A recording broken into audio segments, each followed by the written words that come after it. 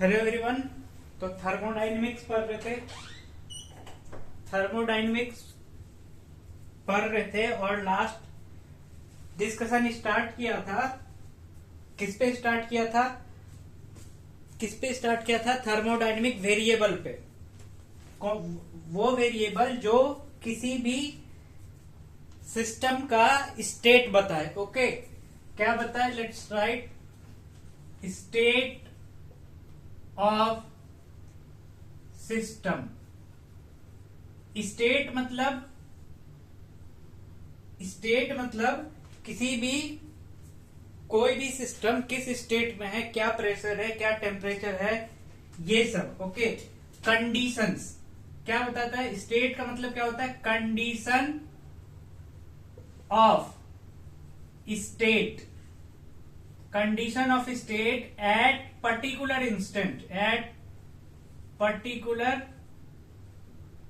Instant. Okay, for example state one है, pressure है 1 atm, temperature है 273 केल्विन, ठीक है, वॉल्यूम है 2 लीटर। ये स्टेट वन हो गया। ये प्रेशर, टेम्परेचर, वॉल्यूम, ये कंसीडर कर लेते हैं। ये एक गैस है, ये इस गैस का ये स्टेट बता रहा है। ओके, एक भी अगर इसमें से चेंज हो गया, तो सिस्टम स्टेट वन से स्टेट टू पे चला जाएगा। फॉर एग्जाम्पल प्रेशर अगर 2 atm कर दे, टेम्परेचर को सेम रखा 273 केल्विन, वॉल्यूम तो कांस्टेंट 2 लीटर। तो क्या हुआ? कोई भी एक चेंज हुआ तो क्या हुआ? स्टेट चेंज हो गया। और स्टेट क्या डिस्क्राइब कर रहा है? What is the meaning of state? It describe the condition of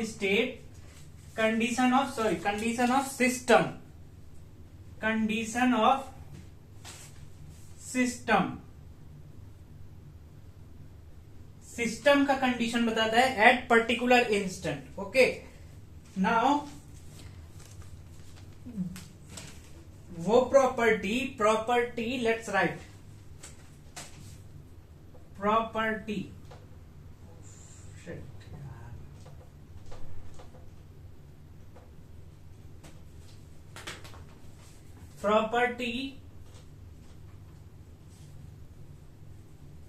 which describe state of a system। तो ऐसे प्रॉपर्टी को डिफाइन करने वाले टर्म को बोला जाता है थर्मोडायनेमिक वेरिएबल। क्या बोलते हैं? Thermodynamic variable. ओके, और स्टेट या तो थर्मोडायनेमिक वेरिएबल या तो स्टेट वेरिएबल और स्टेट फंक्शन। ओके, ये होता है जो भी प्रॉपर्टी किसी भी सिस्टम के स्टेट को डिफाइन करे, उसको क्या बोला गया? थर्मोडायनेमिक वेरिएबल और स्टेट वेरिएबल या तो स्टेट फंक्शन। ठीक है, तो ये तो हो गया। फॉर एग्जांपल इसका एग्जांपल अगर कंसीडर करें, प्रेशर हो गया, टेम्परेचर हो गया, वॉल्यूम हो गया, डेल्टा इंथैल्पी हो गया, इंथैल्पी इंटरनल एनर्जी हो गया, इंट्रोपी हो गया, एक्सेट्रा, जो स्टेट डिस्क्राइब करे। ठीक है, नेक्स्ट इसको क्या बोला गया? स्टेट फंक्शन और स्टेट वेरिएबल। नेक्स्ट एक और फंक्शन है that is known as path function. क्या होता है? Path function. Another function is path function और पाथ वेरिएबल। पाथ फंक्शन और पाथ वेरिएबल। अब ये क्या होता है? तो स्टेट फंक्शन डिस्क्राइब किया। स्टेट फंक्शन क्या डिस्क्राइब कर रहा है? एक सिस्टम का स्टेट डिस्क्राइब कर रहा है। ओके, नाउ पाथ फंक्शन क्या डिस्क्राइब कर रहा है कि स्टेट वन से आप स्टेट टू में गए, we move from state one to state two, तो किस पाथ के थ्रू गए, किस पाथ को फॉलो करके गए। फॉर एग्जाम्पल एक सिटी ए है और जाना है सिटी बी में। For example Delhi to Jaipur जाना है, तो दिल्ली टू जयपुर, दिल्ली एक स्टेट हो गया, दिल्ली स्टेट 1 हो गया और जयपुर हो गया स्टेट 2। नाउ अब इस पर्टिकुलर स्टेट से यहां जाने के लिए कौन सा पाथ फॉलो किया, एयरवेज, रोडवेज और ट्रेन। 3 तरीके से जा सकते हैं, और भी जो भी हो, और डिफरेंट रूट ले सकते हैं। कौन सा रूट फॉलो किया, यानी पाथ फंक्शन क्या बताएगा कि किसी भी स्टेट 1 है, उस स्टेट 1 से स्टेट 2 जाने में किस पाथ के थ्रू गया, किस पाथ के थ्रू गया। ओके, तो इसको क्या बोला जाता है, पाथ फंक्शन और पाथ वेरिएबल। ये क्या रिप्रेजेंट करता है, ये रिप्रेजेंट करता है मोड। कौन सा मोड, तो मोड ऑफ एनर्जी ट्रांसफर। किस मोड के थ्रू एनर्जी का ट्रांसफर हुआ, ठीक है, किस मोड के थ्रू एनर्जी का ट्रांसफर हुआ, ये रिप्रेजेंट करता है पाथ फंक्शन और path variable. Let's see the difference between state function and path function. So erase this.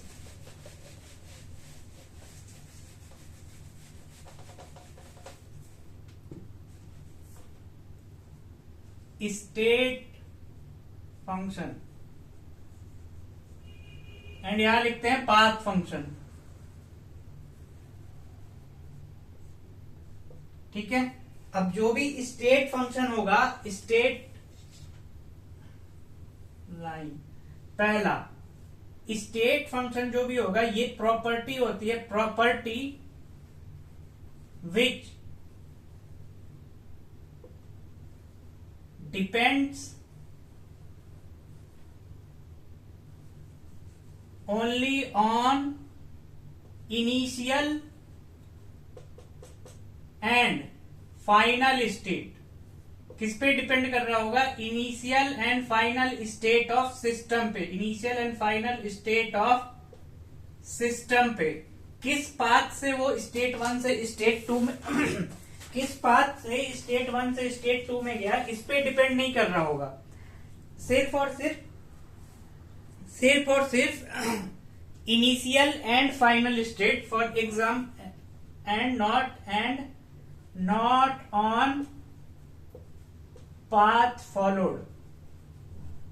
ठीक है, फॉर एग्जाम्पल ये ए है। अच्छा, पहले एग्जाम्पल लिख लेते हैं, पहले लेट्स राइट एग्जाम्पल। तो इसका एग्जाम्पल क्या हो गया, टेम्परेचर हो गया, प्रेशर हो गया, वॉल्यूम हो गया, इंटरनल एनर्जी डेल्टा यू या डेल्टा ई से रिप्रेजेंट करते हैं internal energy change, enthalpy, delta H entropy, delta S etcetera. Okay, तो अब और दूसरा, और पहले इसको लिखते हैं यहां पे। पाथ फंक्शन क्या प्रॉपर्टी हुआ, property which depends on initial and final state as well as path followed. किस पाथ के थ्रू स्टेट 1 से स्टेट 2 में गया, उस पे भी डिपेंड कर रहा है। इसका एग्जाम्पल हो गया एनर्जी ट्रांसफर का मोड। ये पाथ फंक्शन क्या होता है, एनर्जी, ये इसको और लिखते हैं मोड ऑफ एनर्जी ट्रांसफर होता है। इसको कहते हैं मोड ऑफ एनर्जी ट्रांसफर। इसका एग्जाम्पल होता है heat we represent it with Q and work W। कैसे ये मोड ऑफ एनर्जी ट्रांसफर में हुआ, लेट्स सी दैट।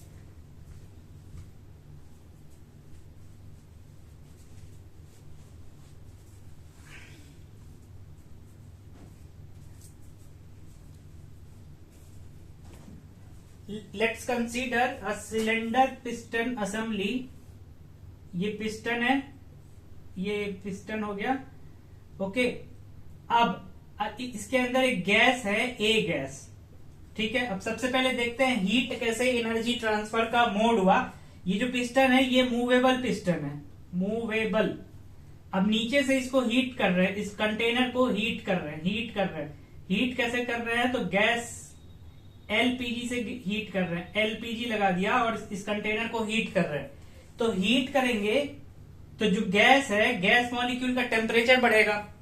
टेम्परेचर बढ़ने से क्या होगा, आइडियल गैस अगर कंसीडर किया, आइडियल गैस ए, टेम्परेचर बढ़ेगा तो गैस का क्या बढ़ जाएगा, काइनेटिक एनर्जी बढ़ जाएगा। यानी ये क्या किया, हीट क्या किया, ट्रांसफर किया ना, इसमें इंटरनल एनर्जी इसका इंक्रीज करवाया। किसके थ्रू, टेम्परेचर इंक्रीज किया। अब जैसे ही इसका इंटरनल एनर्जी इंक्रीज करेगा तो ये प्रेशर अप्लाई करेगा इस पिस्टन पे, और पिस्टन कहां मूव करेगा, पिस्टन विल मूव अप। तो हीट हो, तो इसीलिए कहते हैं हीट को मोड ऑफ एनर्जी ट्रांसफर। दूसरा, अब अगर वर्क कर रहे हैं, वर्क करेंगे तो वर्क से कैसे बढ़ेगा, तो अब इस पे एक्सटर्नल प्रेशर P अप्लाई किया, P एक्सटर्नल अप्लाई किया। जो P एक्सटर्नल है that is greater than pressure of gas. P external is greater than pressure of gas. अब जैसे इस पे ऊपर से प्रेशर लगाएंगे तो सपोज गैस, यहाँ पिस्टन आ गया, यहाँ न्यू वॉल्यूम, पिस्टन का वॉल्यूम। तो अब वॉल्यूम डिक्रीज कर गया तो गैस मॉलिक्यूल फास्ट ज्यादा कोलाइड करेगा। तो कोलिजन के कारण मॉलिक्यूल्स का एनर्जी इंक्रीज कर जाएगा, है ना। यानी वर्क किया on the system external pressure लगा के, तो इसमें कोलिजन इंक्रीज, जिसके कारण इसका इंटरनल एनर्जी इंक्रीज कर जाएगा। इंटरनल और काइनेटिक इंटरनल एनर्जी इंक्रीज, यानी हीट और वर्क के थ्रू एनर्जी चेंज कर रहे हैं किससे, स्टेट 1 से स्टेट 2 जब जा रहे हैं। तो इसीलिए बोला गया इसको मोड ऑफ एनर्जी ट्रांसफर, किसको, हीट एंड वर्क को। Okay, let's take this A is, suppose this state is 1, state 1 is A, and we moved to state 2, that is B, path 1, और ये path 2। नाउ अब अगर ये हो गया initial state, ये हो गया फाइनल स्टेट। अब अगर डेल्टा यू के बारे में पूछे, डेल्टा यू, तो डेल्टा यू को क्या पाथ वन से गया या पाथ 2 से गया, तो डेल्टा यू को कोई इफेक्ट नहीं होगा। Delta U will be same, change in internal energy will be same. वो सिर्फ इनिशियल और फाइनल स्टेट पे डिपेंड करेगा। ठीक है, हीट हो या वर्क हो, हीट और वर्क पाथ 1 में अलग होगा, पाथ वन के लिए डिफरेंट एंड पाथ 2 के लिए डिफरेंट, क्योंकि पाथ फॉलोड इज डिफरेंट। ठीक है, और ये डिपेंड करता है किस पे, पाथ पे। तो यहाँ अगर Q1 हीट लग रहा होगा, Q1 हीट यूज हुआ, W1 वर्क यूज हुआ, तो यहाँ दूसरा Q2 यूज होगा एंड W2 वर्क यूज हो रहा होगा। ठीक है, ये डिफरेंस होता है between state function and path function पे। ठीक है, स्टेट फंक्शन डिपेंड करता है on initial and final state only, not on the path followed, whereas this depends on path followed, that is heat and work। सिर्फ दो ही है, mode of energy transfer सिर्फ दो ही होता है, heat and work. Okay, let's see the another differences.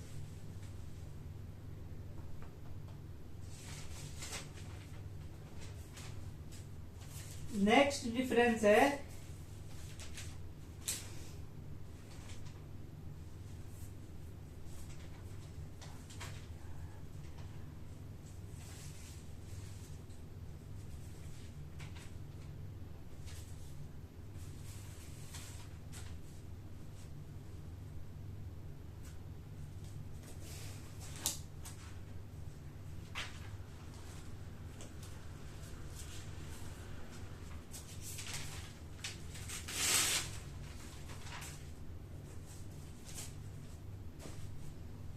Next difference number 2, अगर consider किया कि स्टेट 1 है एंड दिस इज स्टेट 2, ठीक है, तो स्टेट 1 से पहले स्टेट 2 पे गए, ठीक है, स्टेट 1 से स्टेट 2 पे गए एंड अगेन स्टेट 2 से स्टेट 1 पे वापस आ गए। ओके, ये ऑनवर्ड और ये बैकवर्ड जर्नी। ओके, तो क्या कहता है कि जो भी चेंज होगा, जो भी चेंज इन स्टेट फंक्शन, जो भी चेंज आया होगा स्टेट फंक्शन में, फॉर एग्जाम्पल अगर इंटरनल एनर्जी कंसीडर करे, तो डी यू लिखेंगे, ठीक है, यहां का इंटरनल एनर्जी U1, यहां का इंटरनल एनर्जी U2 स्टेट 2 का। ओके, तो अगर U1 से लेके U2 तक इंटीग्रेट करेंगे तो इस इंटीग्रेशन को लिख सकते हैं डेल्टा U के बराबर, that is U2 minus U1, ठीक है। वेयर एज इस केस में क्या होगा, पाथ फंक्शन है, इस केस में अगर इंटीग्रेट करें dq, और यहां मान लिया Q1 हीट था, यहां हो गया Q2, तो Q1 से Q2 तक अगर इंटीग्रेट करेंगे तो इसको ऐसे करके नहीं लिख सकते, चेंज नहीं लिख सकते, चेंज इन हीट नहीं लिख सकते, क्योंकि वो पाथ पे डिपेंड कर रहा है, पाथ फॉलोड पे डिपेंड कर रहा है। वेयर एज जो इंटरनल एनर्जी है या इंथैल्पी है या टेम्परेचर है या वॉल्यूम है, that depends only on initial और फाइनल स्टेट पे, वेयर एज ये हीट डिपेंड कर रहा है कौन सा पाथ फॉलो किया, ठीक है। यहां से यहां जाने के लिए ऑनवर्ड का ये भी पाथ यूज कर सकते हैं। नेक्स्ट अनदर डिफरेंस इज, जब हम इसका साइक्लिक इंटीग्रेशन करेंगे, cyclic integration of D you, कैसे साइक्लिक इंटीग्रेशन का मतलब पहले इंटीग्रेट किया, पहले फॉरवर्ड के लिए इंटीग्रेट किया, U1 से U2 पे गए du, प्लस साइक्लिक का मतलब cyclic process, for cyclic process मतलब स्टेट 1 से स्टेट 2 पे गए, अगेन स्टेट 2 से स्टेट 1 पे बैक आ गए, that is cyclic process. Okay, तो साइक्लिक इंटीग्रल कर रहे हैं du का, कहां से कहां किया, पहले U1 से U2 तक, फिर कहां से कहां इंटीग्रेट करेंगे, U2 टू U1, तो इसका क्या रिजल्ट आएगा, U2 माइनस U1 लिखेंगे, प्लस इसका क्या रिजल्ट आएगा, U1 माइनस U2, तो अब माइनस U1 से प्लस U1 कैंसल, U2 से U2 कैंसल, इसका रिजल्ट क्या आया, 0। यानी साइक्लिक प्रोसेस अगर होगा तो इस जो भी स्टेट, साइक्लिक प्रोसेस में जो भी स्टेट फंक्शन है, for example delta U, delta H, delta E, उसका वैल्यू क्या हो जाएगा, 0, ठीक है। तो let's right, for cyclic process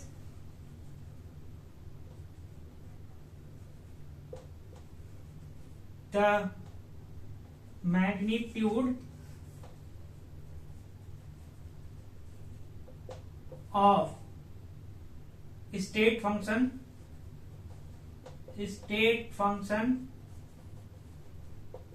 or state variable will be 0, ठीक है। वेयर एज इसमें साइक्लिक प्रोसेस में third for cyclic process magnitude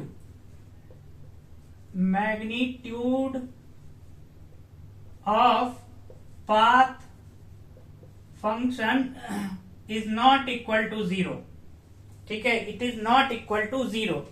ये हुआ तीसरा डिफरेंस। नाउ अब फोर्थ डिफरेंस पढ़ेंगे। We have to study about a mathematical theorem that is known as Euler's reciprocity theorem, ठीक है। तो let's study about Euler's reciprocity theorem. Let's erase this. Euler's reciprocity theorem पढ़ना है, और जो भी फंक्शन, जो भी वेरिएबल, अब चाहे वो स्टेट फंक्शन हो या पाथ, जो भी वेरिएबल अगर यूलर्स रेसिप्रोसिटी थ्योरम को फॉलो करेगा तो वो एक स्टेट फंक्शन कहलाएगा, और जो फॉलो नहीं करेगा that will be called as path function. Okay, तो let's write Euler reciprocity theorem. ठीक है, यूलर्स रेसिप्रोसिटी थ्योरम। अब यूलर्स रेसिप्रोसिटी थ्योरम क्या कहता है कि एक वेरिएबल है x, ठीक है, एक वेरिएबल है x जो कि डिपेंड कर रहा है किस पे, let's write it as z एक प्रॉपर्टी है, z एक कोई भी प्रॉपर्टी कंसीडर कर लिया, ये अगर डिपेंड कर रहा है, if it is a function of x and y, तो इसको हम डेरिवेटिव के फॉर्म में लिख सकते हैं डेल z। नाउ सबसे पहले इस z वाले वैल्यू को, जो भी z का जो भी वैल्यू होगा, जो भी वेरिएबल वैल्यू होगा, उसको किसके रेस्पेक्ट में डिफरेंशिएट करेंगे, x के रेस्पेक्ट में, कीपिंग y कांस्टेंट dx। ठीक है, प्लस एक बार z के रेस्पेक्ट में डिफरेंशिएट किया, एक बार y के रेस्पेक्ट में डिफरेंशिएट करेंगे, कीपिंग x कांस्टेंट dy। ठीक है, ये हुआ फर्स्ट डेरिवेटिव। क्या हुआ, first derivative with respect to x। ये हुआ first derivative with respect to y। For example, इसका अगर रिजल्ट आया m, इसका रिजल्ट अगर m आया और इसका रिजल्ट अगर n आया, तो अब क्या करेंगे, इस m को अगेन डिफरेंशिएट करेंगे with respect to y, keeping x constant. क्या करेंगे, del m by del y के रिस्पेक्ट में डिफरेंशिएट करेंगे, कीपिंग x कांस्टेंट, और यहां n आया तो del n divided by del x, keeping y constant. अगर ये दोनों वैल्यू इक्वल आ गया, तो कहा जाएगा स्टेट फंक्शन। और जो भी वेरिएबल होगा, टेम्परेचर हो, प्रेशर हो, वॉल्यूम हो, जो भी इसको फॉलो करेगा उसको बोला जाएगा एग्जैक्ट वेरिएबल। क्या बोला जाएगा, एग्जैक्ट वेरिएबल और फंक्शन। ठीक है, और एक तो ये हुआ। दूसरा रिजल्ट, अगर del m by del y x not equal to आया del n by del x y के, let's put it in bracket, तो जो रिजल्ट होगा that will be a path function, और इसको बोला जाएगा इनएग्जैक्ट वेरिएबल और इनएग्जैक्ट फंक्शन। ओके, ये है, इस थ्योरम को कहा जाता है Euler's reciprocity theorem. Let's take an example. हमने टेम्परेचर को कंसीडर किया था, प्रेशर को कंसीडर किया था। क्या कंसीडर किया था, स्टेट फंक्शन में कंसीडर किया था ना। तो चेक करते हैं कि प्रेशर एक स्टेट फंक्शन है या नहीं, using this Euler reciprocity theorem. Okay, तो फॉर आइडियल गैस हम प्रेशर क्या लिखते हैं, फॉर 1 मोल आइडियल गैस, क्या लिख सकते हैं, PV is equal to RT। We can write PV is equal to RT। ठीक है, अब प्रेशर के रिस्पेक्ट में चेक कर रहे हैं, प्रेशर के रिस्पेक्ट में, तो इस प्रेशर वाले टर्म को कैसे लिख सकते हैं, RT डिवाइडेड बाय V, है ना। ठीक है, नाउ प्रेशर किस पे डिपेंड कर रहा है, टेम्परेचर और वेरिएबल पे। R कांस्टेंट है, तो pressure it is a function of T and V, या इस तरीके से Z is a function of X and Y. Now delta P, अब P को पहले किसके रिस्पेक्ट में डिफरेंशिएट किया, किसी के भी रिस्पेक्ट में, अगर टेम्परेचर के रिस्पेक्ट में डिफरेंशिएट कर रहे हैं, partial derivative with respect to temperature keeping volume constant dt plus del P, अब किसके रिस्पेक्ट में करेंगे, del V keeping temperature constant dV. Okay, तो प्रेशर के रिस्पेक्ट, प्रेशर की वैल्यू को अगर यहां पुट करोगे, प्रेशर की वैल्यू को अगर यहां पुट करेंगे एंड हियर, और टेम्परेचर के रिस्पेक्ट में डिफरेंशिएट कर रहे हैं, वॉल्यूम को कांस्टेंट रखा, तो इसका क्या वैल्यू हो जाएगा, R बाई V बचेगा, टेम्परेचर की पावर 1 है, तो इसका क्या रिजल्ट आया, M का क्या रिजल्ट आया, इस M का रिजल्ट आया R बाई V, है ना. अब यहां N का क्या रिजल्ट आएगा, प्रेशर वाला टर्म यहां रखा और V के रिस्पेक्ट में डिफरेंशिएट कर रहा है, टेम्परेचर इज कांस्टेंट, तो RT कांस्टेंट है, उसका डिफरेंशिएशन नहीं होगा, V है डिनोमिनेटर में, तो इसका क्या रिजल्ट आएगा, minus RT V square. Okay, now अब जो ये M और N आया, इसको अगेन डिफरेंशिएट करना है, तो यहाँ पे किसके रिस्पेक्ट में डिफरेंशिएट किया था, T के रिस्पेक्ट में, तो अब जो ये M है इसको किसके रिस्पेक्ट में करेंगे, वॉल्यूम के रिस्पेक्ट में कीपिंग टेम्परेचर कांस्टेंट, तो टेम्परेचर तो ऑलरेडी है नहीं. नाउ V डिनोमिनेटर में क्या रिजल्ट आएगा, R by minus R by V square आया. नाउ इसको डिफरेंशिएट किया del N with respect to temperature, क्योंकि वॉल्यूम से कर रखा है, टेम्परेचर, वॉल्यूम को कांस्टेंट लिया, तो अब वॉल्यूम को कांस्टेंट ले लिया, सिर्फ टेम्परेचर को डिफरेंशिएट करना है, तो क्या रिजल्ट आएगा, minus R by V square. Now देखना है, अब दोनों की वैल्यू सेम आ गई, minus R by V square, minus R by V square. This proves that P is a, therefore P is a state function. Okay, इसी तरीके से अगर वॉल्यूम को अगर वॉल्यूम के रिस्पेक्ट में डिफरेंशिएट करें तो RT बाय P आ जाएगा. अब volume is a function of pressure and temperature, तो इसके रिस्पेक्ट में डिफरेंशिएट करेंगे तो अगेन वॉल्यूम के रिस्पेक्ट में दोनों ही वैल्यू डेल M, दोनों वैल्यू इक्वल आ जाएगा, और वॉल्यूम भी स्टेट फंक्शन की कैटेगरी में आएगा. Okay, similarly for other variables, other state variables. ठीक है, नेक्स्ट करते हैं. नेक्स्ट एक क्वेश्चन है, there is one question based on this.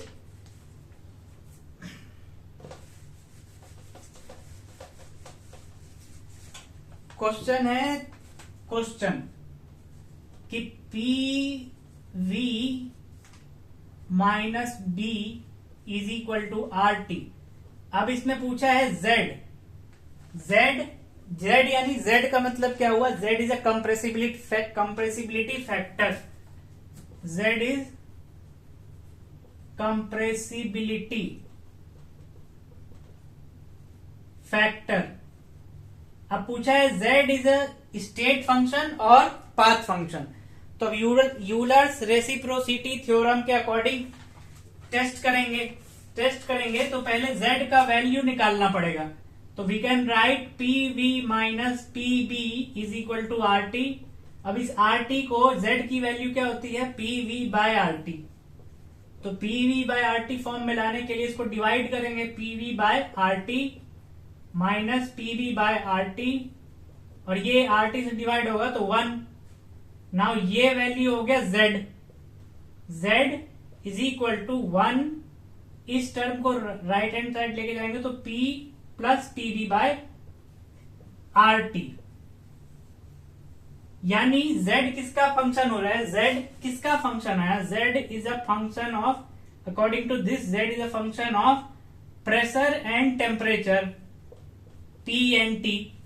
तो अब इसके रिस्पेक्ट में डिफरेंशिएट करेंगे, तो let's differentiate delta Z, del Z with respect to pressure first keeping temperature constant dP plus delta Z delta T keeping pressure constant delta T.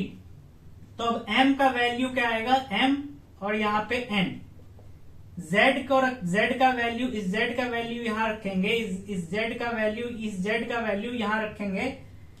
तो पहले क्या है, प्रेशर के रिस्पेक्ट में डिफरेंशिएट करना है, ठीक है। इस पूरे को अगर प्रेशर के रिस्पेक्ट में डिफरेंशिएट करने की कोशिश करेंगे तो 1 एक कांस्टेंट है, 0 हो जाएगा। ओके, इसको डिफरेंशिएट करेंगे तो प्रेशर वाला टर्म रिमूव हो जाएगा, बचेगा क्या, B बाय आर टी, बचेगा क्या, B by R T. Okay, यहां टेम्परेचर के रिस्पेक्ट में डिफरेंशिएट करना है, कीपिंग प्रेशर कांस्टेंट, तो अगेन 1 0 हो जाएगा और टेम्परेचर यहां डिनोमिनेटर में है, तो क्या रिजल्ट आएगा, PB minus are T square. Okay, ये हो गया m का वैल्यू, ये हो गया n का वैल्यू। नाउ अब किसके रिस्पेक्ट में डिफरेंशिएट करेंगे, del m with respect to temperature, we will keep pressure constant, delta t and we will keep pressure constant.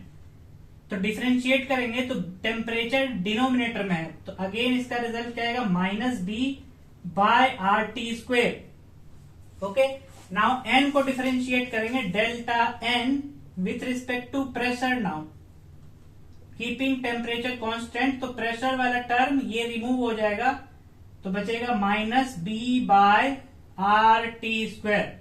अब दोनों ही अगर इक्वल आ गया तो yes, z is state function, z is state function, और क्या बोला जाएगा, एग्जैक्ट बोला जाएगा, z is state function and, और दूसरा ऑप्शन हो सकता है एग्जैक्ट और तीसरा ऑप्शन हो सकता है इनएग्जैक्ट, तो एग्जैक्ट वाला सही होगा। ओके, ये हो गया। Another question, Euler's reciprocity theorem को फॉलो करने वाला प्रॉपर्टीज कहलाया जाएगा स्टेट फंक्शन। ओके, और जो यूलर्स रेसिप्रोसिटी थ्योरम को फॉलो नहीं करे उसको कहेंगे पाथ फंक्शन, जो कि पाथ पे डिपेंड करेगा, और दो ही होता है, heat and work, mode of energy transfer. एक स्टेट से दूसरे स्टेट जाने के लिए जो मोड यूज करेंगे, या तो हीट, या तो वर्क, या तो कंबाइंड, इसी पर बेस्ड है फर्स्ट लॉ। जो चेंज इन इंटरनल एनर्जी है, जो भी चेंज इन इंटरनल एनर्जी होगा, उस चेंज को कराने के लिए जो जिम्मेदार होगा वो क्या होगा, या तो हीट होगा या तो वर्क। ओके, नाउ ये तो पढ़ लिया स्टेट फंक्शन और पाथ फंक्शन। अब दो तरीके की प्रॉपर्टी और है जिसको डिस्कस करना है। That property is intensive and here extensive properties. अब इंटेंसिव और एक्सटेंसिव प्रॉपर्टी क्या होता है, तो वो पहले let's write the definition. Property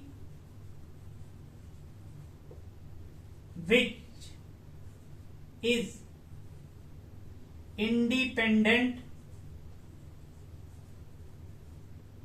of system size and mass। वो प्रॉपर्टी, ऐसा प्रॉपर्टी जो सिस्टम के साइज एंड मास पे डिपेंड नहीं करे। ओके, ये हो गया इंटेंसिव। एक्सटेंसिव में क्या लिखेंगे, प्रॉपर्टीज और प्रॉपर्टी विच डिपेंड करेगा on size and shape of matter. ठीक है, एग्जाम्पल यहां और एग्जाम्पल यहां। तो एग्जाम्पल के लिए लिखेंगे तो सबसे पहला एग्जाम्पल टेम्परेचर, ठीक है। दूसरा एग्जाम्पल हो गया रिफ्रैक्टिव इंडेक्स, रिफ्रैक्टिव इंडेक्स। तीसरा एग्जाम्पल हो गया ईएमएफ। इलेक्ट्रोकेमिस्ट्री में पढ़ते हैं ई नॉट सेल और ई सेल, ई सेल और ई नॉट सेल। चौथा हो गया पीएच, ठीक है, एक्सेट्रा। वेयर एज एक्सटेंसिव में क्या हुआ, एक्सटेंसिव में आया ऑल फॉर्म ऑफ एनर्जी पहला। अच्छा, एनर्जी से पहले भी लिखते हैं टेम्परेचर। अगर यहां लिखा, एक और example, fifth is pressure, another is surface tension, surface tension. और अगर लिखना है तो VII एक्सेट्रा यहां से हटा दिया, विस्कोसिटी। नाउ अब एक्सटेंसिव में PV is equal to NRT में P आ गया, T आ गया यहां इंटेंसिव में। अब क्या बचा, N और R बचा, सॉरी N और V बचा। तो moles, number of moles.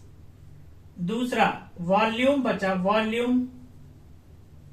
Third all kind of energy, okay, all kind of energy, internal energy, enthalpy, Gibbs energy, delta S. जितना भी एनर्जी वाला टर्म है, जितना भी एनर्जी वाला टर्म है वो सारा।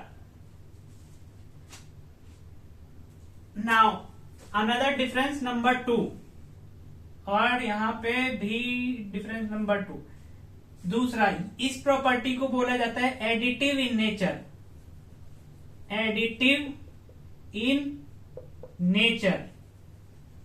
और वेयरएज इसको बोला जाता है इन एडिटिव, इसको ऐड नहीं कर सकते, इन एडिटिव।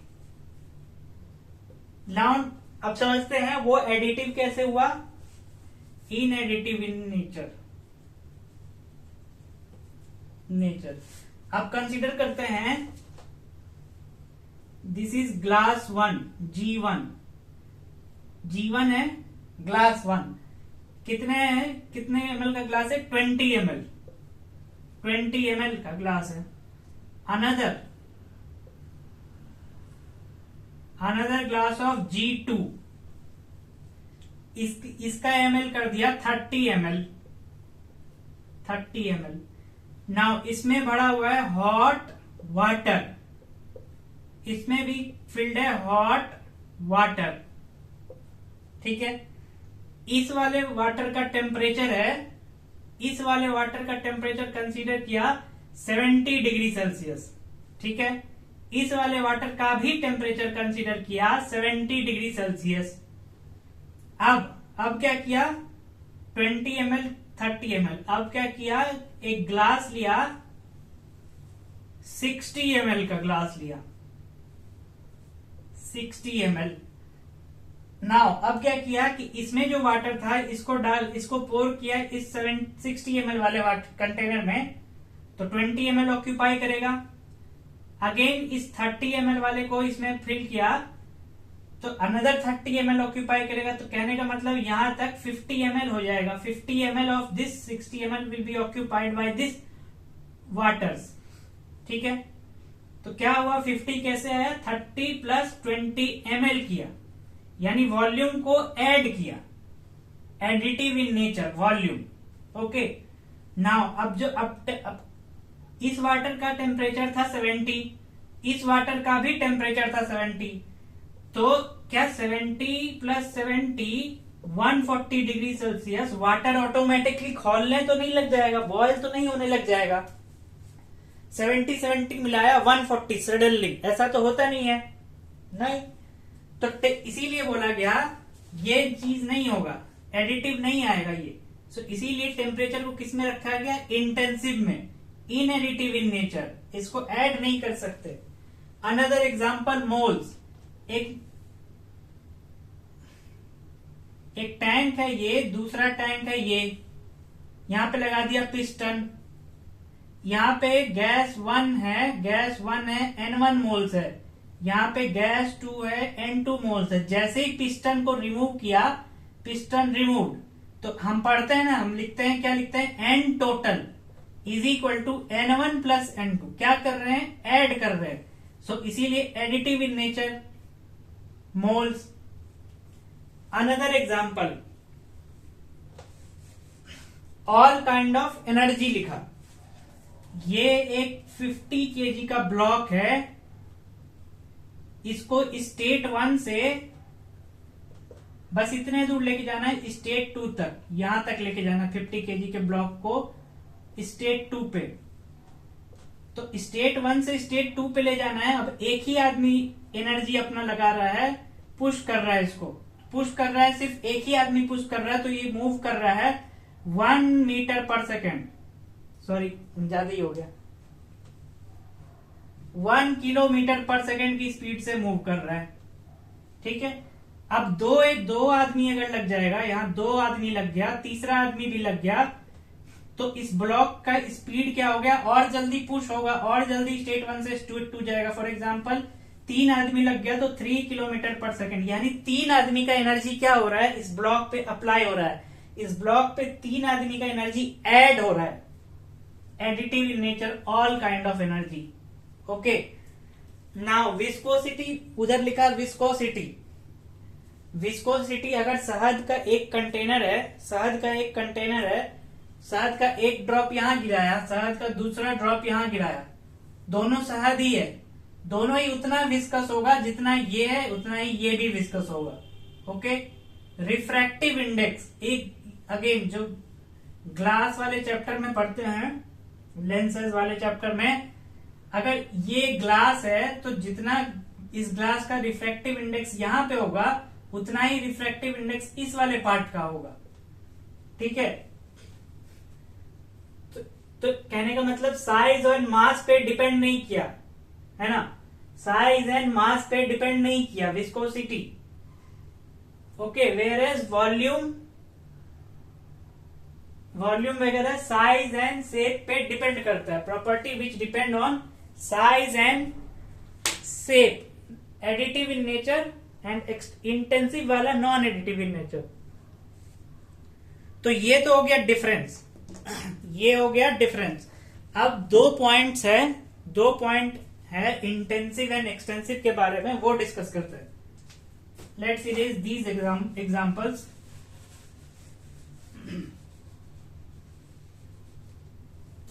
ये चीज डिफरेंस हो गया, डिफरेंस कंप्लीट। जनरल पॉइंट है, general point number 1, general point number 1, point number 1 क्या है कि जब 2 एक्सटेंसिव प्रॉपर्टी का अगर रेशियो लेंगे, extensive property number 1 divided by extensive property number 2, तो जो इसका रिजल्ट आएगा, एक एक्सटेंसिव प्रॉपर्टी नंबर 1 को डिवाइड अगर करेंगे एक्सटेंसिव प्रॉपर्टी नंबर 2 से, तो ये एक रिजल्ट आएगा दैट विल बी इंटेंसिव, यानी एक्सटेंसिव का रेशियो क्या हो गया, इंटेंसिव में कन्वर्ट हो गया। फॉर एग्जाम्पल, सबसे सिंपल एग्जाम्पल क्या ले सकते हैं, यहां भी एक्सटेंसिव, यहां भी एक्सटेंसिव। ओके, तो वॉल्यूम कंसीडर करते हैं। दूसरा, इसका 4th एग्जाम्पल लिख लेते हैं, मास। एक ब्लॉक के ऊपर दूसरा ब्लॉक रखते जाएंगे, तीसरा रखते जाएंगे, 5th रखते जाएंगे, और उसका वे करेंगे, तो वॉल्यूम मास क्या होगा, ऐड होके आएगा, तो मास। अब लेट्स कंसीडर, मास कंसीडर कर लिया एक्सटेंसिव नंबर 1, इसको डिवाइड कर रहे हैं वॉल्यूम से,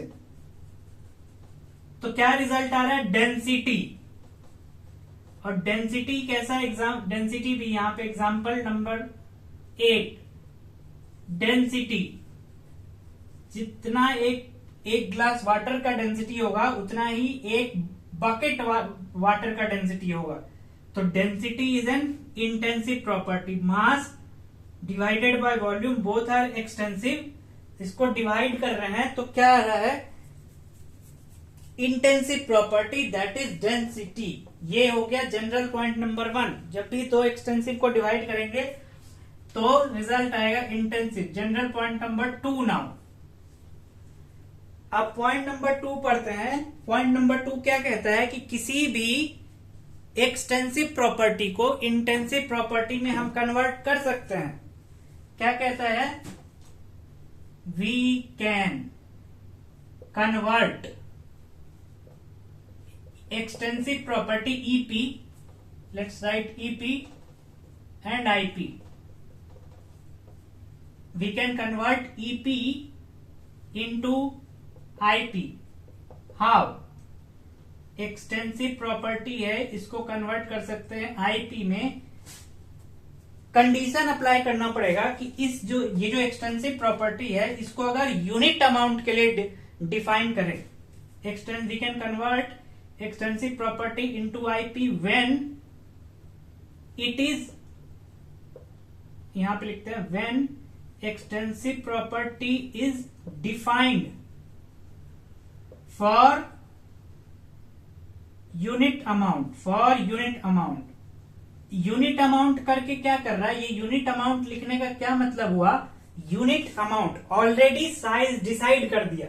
इस एक्सटेंसिव प्रॉपर्टी को, एक एक्सटेंसिव प्रॉपर्टी है, फॉर एग्जांपल ये कुछ भी है, इसका अगर एक यूनिट ऑलरेडी डिसाइड कर लिया, तो साइज तो ऑलरेडी फिक्स कर दिया, यानी साइज पे अब डिपेंड नहीं कर रहा, साइज से इंडिपेंडेंट हो गया। तब उस प्रॉपर्टी को अगर डिफाइन करेंगे तो वो क्या हो जाएगा? इंटेंसिव में बदल जाएगा। फॉर एग्जाम्पल अगर कोई यहाँ पे इंटेंसिव प्रॉपर्टी लिखा हुआ है, उसके साथ अगर वर्ड आ रहा है पर यूनिट, ठीक है, एक्सटेंसिव प्रॉपर्टी लिखा हुआ है उसके साथ वर्ड आ रहा है मोलर, पर मोलर या मोलर लिखा होगा। एक्सटेंसिव प्रॉपर्टी है उसके साथ वर्ड आ रहा है स्पेसिफिक। अभी आगे पढ़ेंगे हीट कैपेसिटी जो होता है, हीट कैपेसिटी अगेन यहां लिख लेते हैं, प्रॉपर्टी नंबर 5 हीट कैपेसिटी एक एक्सटेंसिव प्रॉपर्टी होता है, लेकिन जब उसको मोलर हीट कैपेसिटी बोल देंगे, अगेन यहां नोट मोलर हीट कैपेसिटी, तो वो एक एक्सटेंसिव से इंटेंसिव बन जाएगा। दूसरा एक और होता है heat capacity, that is specific heat capacity, specific HC heat capacity. तो पर यूनिट के लिए डिफाइन कर रहे हैं, ये पर यूनिट मतलब हर एक यूनिट, यानी साइज ऑलरेडी फिक्स, पर मोल एक मोल के लिए डिफाइन कर रहे हैं, यानी हर एक मोल के लिए डिफाइन कर रहे हैं, ऑलरेडी इसका साइज फिक्स कर दिया। स्पेसिफिक किसी एक स्पेसिफिक चीज के लिए, किसी एक स्पेसिफिक अमाउंट के लिए अगर डिफाइन कर रहे हैं तो अमाउंट ऑलरेडी स्पेसिफिक है, तो अगेन किसमें आ गया? इंटेंसिव में। फॉर एग्जाम्पल इस वाले टर्म को अगर पढ़ना चाहेंगे, मैथमेटिकली पढ़ना चाहेंगे तो कैसे पढ़ेंगे? मास पर यूनिट वॉल्यूम। क्या पढ़ रहे हैं? मास per unit volume. Per unit के लिए जैसे ही डिफाइन करेंगे तो वो इंटेंसिव प्रॉपर्टी हो जाएगा। तो मास पर यूनिट जैसे ही बोल रहे हैं तो क्या रिजल्ट आ रहा है? डेंसिटी ऑलरेडी क्या है? इंटेंसिव। ठीक है, तो ये दोनों पॉइंट्स है एक्सटेंसिव और इंटेंसिव के बारे में। पहला पॉइंट हो गया कि दो एक्सटेंसिव का रेशियो मिल करके इंटेंसिव बन रहा है, और दूसरा पॉइंट क्या है कि we can convert extensive property into intensive when we will define it for unit amount. Okay, for example कोई भी इंटेंसिव प्रॉपर्टी है उसके साथ पर यूनिट वर्ड आ जाए, पर मोलर वर्ड आ जाए, स्पेसिफिक वर्ड आ जाए, तो वो किसमें कन्वर्ट हो जाता है? इंटेंसिव प्रॉपर्टीज में।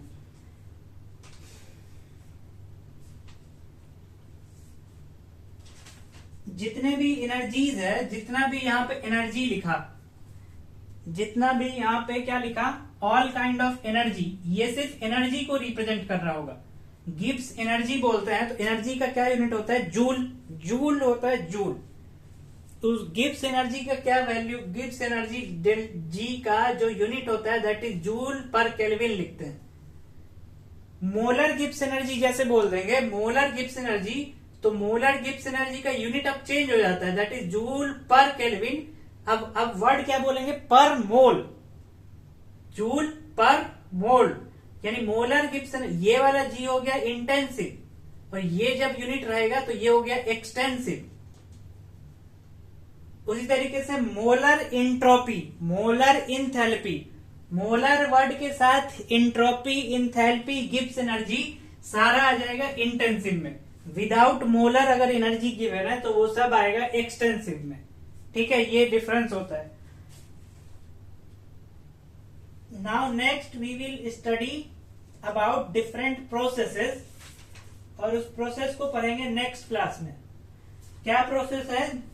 एक तो जनरल जो आइडियल गैसियस लॉ में पढ़ते हैं different process, isothermal, isobaric, isochoric, adiabatic, दो ये सब तो जो पढ़ा हुआ है। दो और प्रोसेस है, दैट इज रिवर्सिबल और इरिवर्सिबल प्रोसेस। तो we will discuss this in next video. Okay, thank you.